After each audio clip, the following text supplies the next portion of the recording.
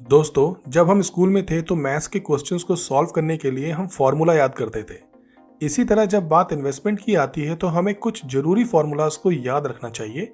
और जब आप इन्वेस्टमेंट करने के फॉर्मूले को सही से जान जाएंगे तो इन्वेस्टमेंट करना बहुत ही आसान हो जाएगा।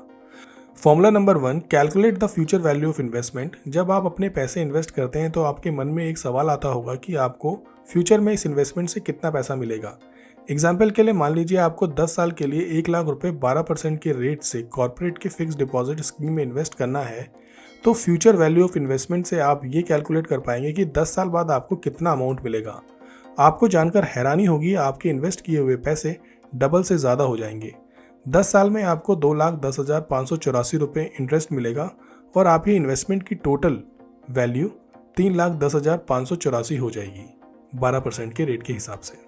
Formula number 2, calculate present value of investment. यानी कि इस फॉर्मूले से आपको मालूम चलेगा जो अमाउंट आपने फ्यूचर में पाने का सोचा है, उस अमाउंट को पाने के लिए आपको आज कितना इन्वेस्ट करना होगा।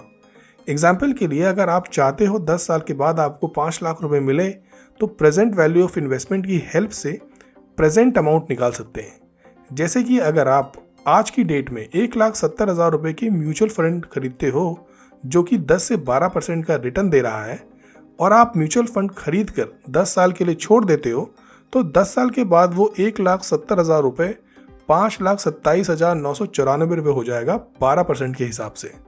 और अगर 12% से ज़्यादा इंटरेस्ट मिला तो ये अमाउंट और ज़्यादा हो सकता है।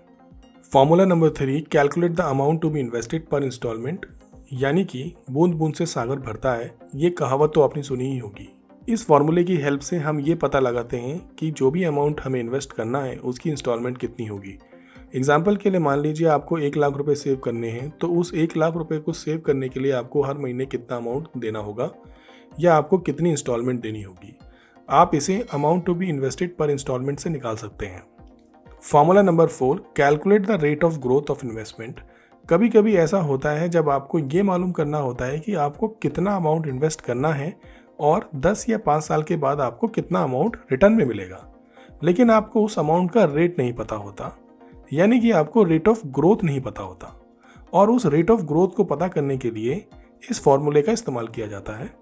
जैसा कि अगर आपने पहले साल 1 लाख रुपए इन्वेस्ट किया और 10 साल बाद वो अमाउंट 5 लाख रुपए हो गया तो आप and amount minus present amount divided by present amount into 100 करेंगे तो आपको ग्रोथ रेट पता चल जाएगा।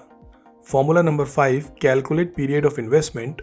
इस फॉर्मूले का यूज़ आप तब करते हैं जब आपको पता करना होता है कि कितने साल बाद या महीने के बाद आपका प्रिंसिपल अमाउंट आपके सोचे गए अमाउंट के बराबर हो जाएगा। एग्जाम्पल के लिए अगर आपको 10 लाख रुपए जमा करने हैं तो आप कितने साल तक इन्वेस्ट करके 10 लाख रुपए जमा कर सकते हैं। अगर आप हर साल 1 लाख रुपए एक ऐसी स्कीम में अपना पैसा जमा करते हैं जहां आपको 10% का कंपाउंड इंटरेस्ट मिलता है तो आप 10 लाख रुपए का गोल सिर्फ 5 से 6 साल में पूरा कर सकते हैं। जब आप ये सारे फॉर्मूले यूज करने लगेंगे तो आप इन्वेस्टमेंट को काफ़ी बारीकी से समझने लगेंगे और जब आप धीरे धीरे इस फॉर्मूले में एक्सपर्ट हो जाएंगे तो आपको इन्वेस्टमेंट करने में मजा आने लगेगा।